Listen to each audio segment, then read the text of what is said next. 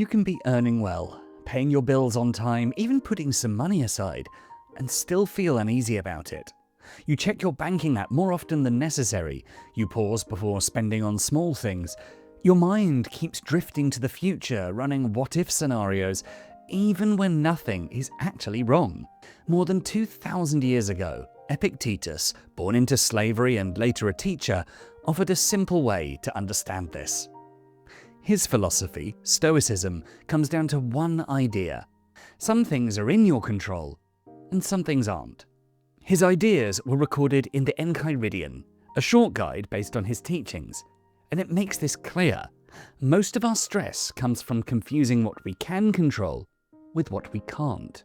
You can't control the economy, you can't predict every unwanted expense, you can't guarantee what next year will look like, but you can control how you respond, how you prepare, how you think when things don't go as planned. So in this video, we're going to look at how to stop worrying about money using the philosophy of Epictetus. Number 1. Apply the dichotomy of control rigorously. At the core of Epictetus' teachings is a simple shift in perspective. Stop trying to control what was never yours to control in the first place. What's in your control is limited to your own mind, your opinions, intentions, desires, and choices. These are internal, and no one can take them away from you. Everything else is not in your control. Your body, your reputation, status, and property, including money. These are external and can change because of other people, the economy, or chance. When it comes to money, we often make a mistake by assuming that our salary, savings, and bank balance is something within our control. We plan for it, we track it, and try to manage it closely. But wealth is external. If you have money today, it's because of many factors you don't control. The market, your company, and the system around you. Think of it like this. You're sitting at a table with a pair of dice. To play well, you focus on the throw, how you aim, how you release. But once that dice leaves your hand, the result is no longer yours. This is how Epictetus suggests you treat money. Do your part well, work with care, manage your expenses, and stay disciplined. That's your role. Then, accept the outcome. If there's a loss or a bad month, you don't take it personally. The quality was in how you acted, not in what followed. If you panic, it's like getting upset because the dice didn't land on the number you wanted. It was never yours to control. So next time, when you worry, catch the worry as it appears and break it down. The market dropped, for example, and my portfolio is down $5,000. That's the event. Now ask, is this up to me? No, I don't control the stock market. Next, what is up to me? I can choose not to panic sell. I can look at my budget and cut back on eating out this month. I can focus on being more productive at work today. Real financial freedom isn't having $1 million. It's reaching a point where you don't need $1 million to be okay. Number 2. Property as a temporary loan. Stoicism says that you're not an owner, but a temporary tenant.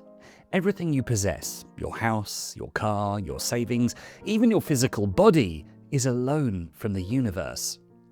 You've been given these things to use for a season, but you were never given a guarantee that you'd keep them forever. So, from this Stoic perspective, there is no real loss. If your wealth drops or you face a large expense, nothing has been taken from you unfairly. Nature has simply decided to call in the loan. We're anxious because we think our bank balance is permanent. It's not. Thinking you own money creates what Epictetus calls a thief fear. The constant underlying feeling that someone or something will take what is rightfully yours. This fear keeps you awake at night because you're trying to protect a lie. If you accept that the money was never yours to begin with, the thief fear disappears. You can't be robbed of what you don't truly own. A simple way to practice this is to change how you speak about your money. Epictetus was very specific about the language we use. Never say, "I have lost it," about anything, but instead say, "I have returned it." Is your pet dead? It's been returned. Is your partner or child dead? Then they've been returned. Has your estate been taken from you? Has it not then also been returned? When you pay for your bills, don't think, "Oh, there goes my money." Think, "I'm returning this portion." When an investment goes wrong, don't think, "I've been cheated." Think, "The loan has ended." By seeing money as something temporary, you can enjoy it while it's there and not get destroyed when it's gone. You remain the master of your soul regardless of who holds the property. Number 3. Calculate the price of tranquility. You're staring at a screen. Maybe it's a bad investment, a market dip, or an unexpected bill. You start feeling restless. You start walking around or checking the page again and again, hoping that something different will happen. At this moment, you're being hit twice.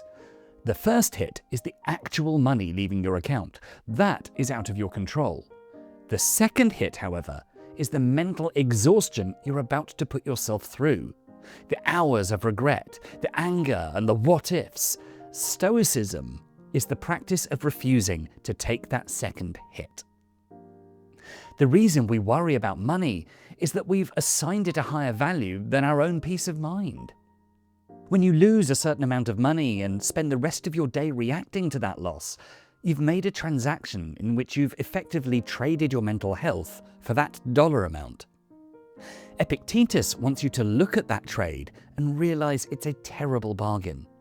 If you have millions of dollars but live in constant perturbation, a word that Epictetus used to describe being fearful or anxious, you're living a poor life.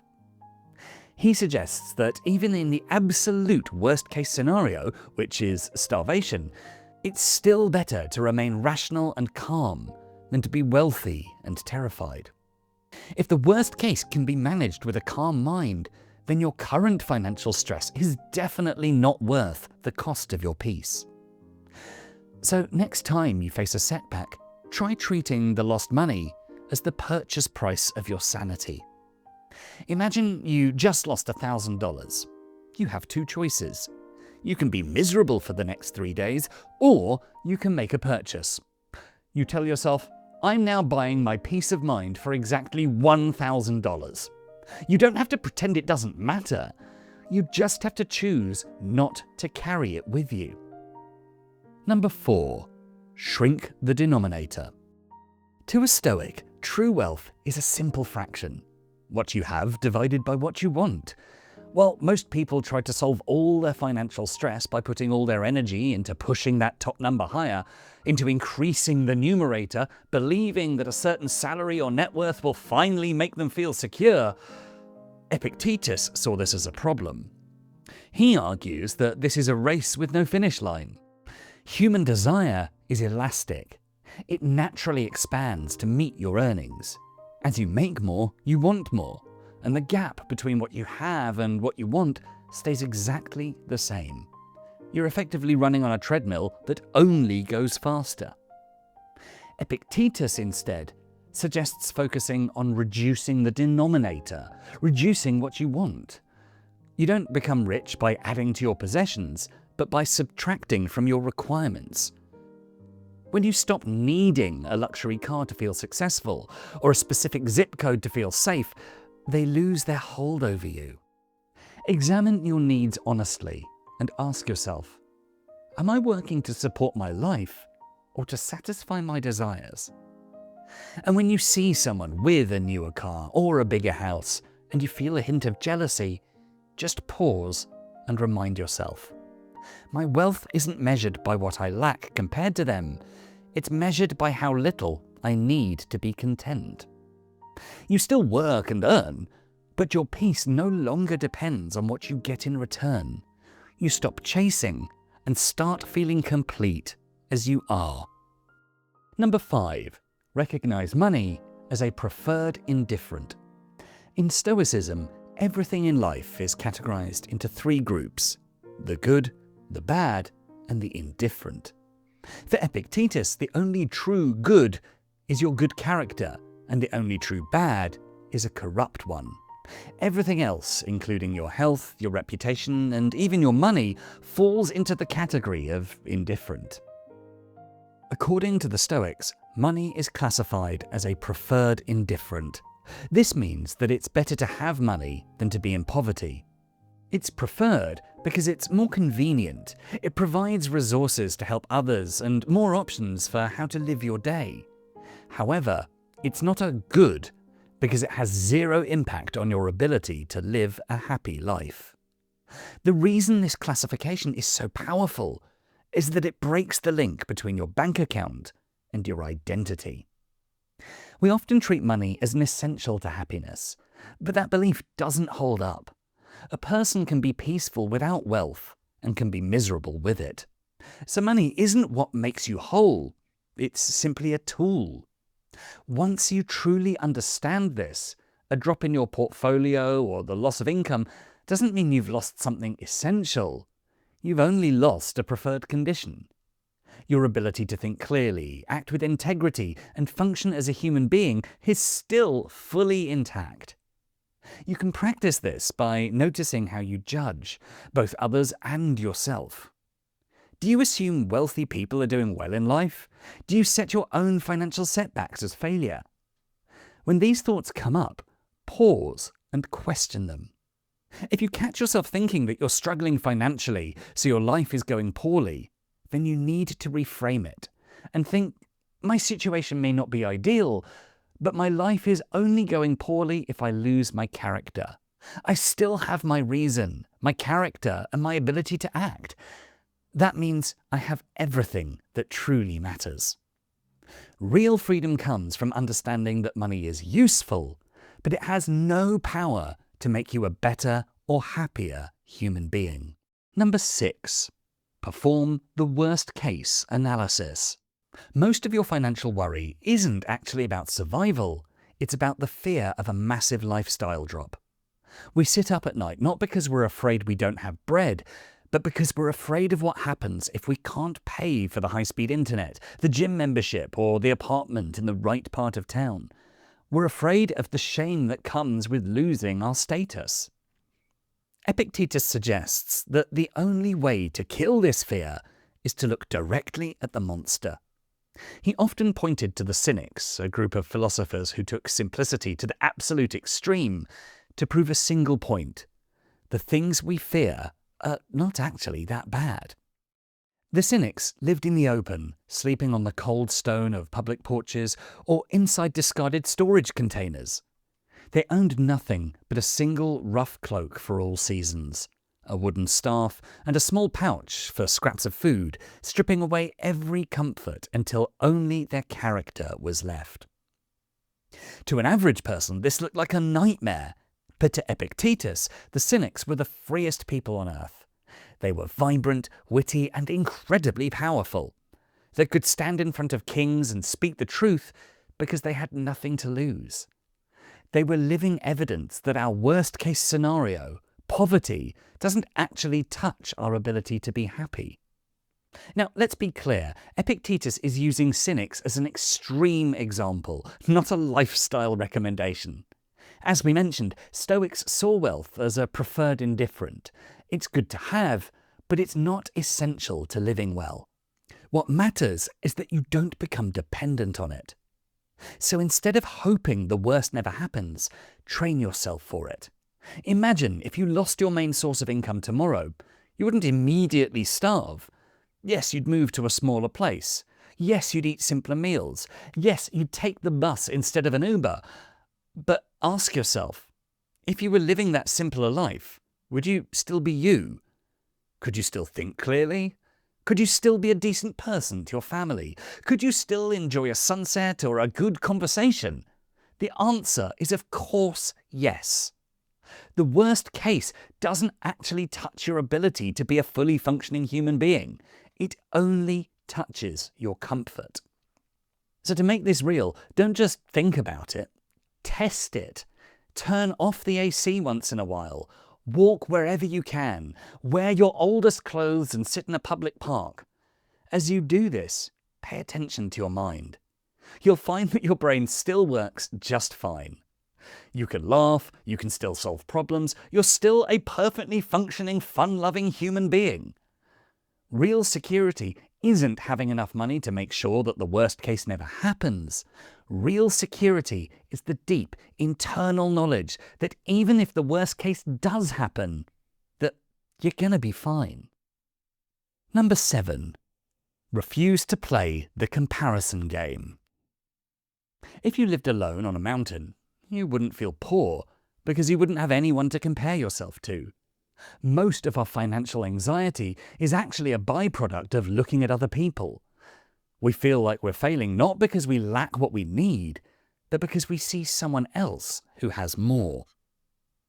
Epictetus calls this an impression, a quick thought that feels true but hasn't actually been examined. Instead of accepting it, pause and look deeper. Ask yourself what came with that wealth, not just what you see on the surface. Everything in this life has a price tag.